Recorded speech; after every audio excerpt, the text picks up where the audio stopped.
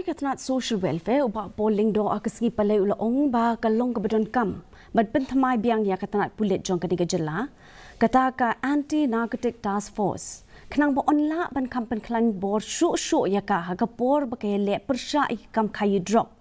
halor ka jing khot bat pandon ka jing yai pat ba ka sang new trap youth council haga pratarik unai weng na ka benta ban pensngo ya new tli ki mat jing dawa ya ki blat mu benile persya ki kam kayu drop bat ka jing pandon kam baklayo drop hameglaya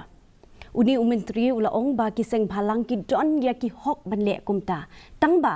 kim dei pat banjam palat put kham tam e yo put usam jong ki an ki kanun here to uphold the law and structurally we also need to revamp the state police in order to effectively arm them with more powers. One of them obviously is the ANTF, which I have a few ideas to share with the Deputy CM in charge of.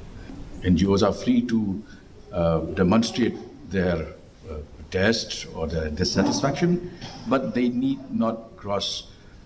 the frontiers of the rule of law.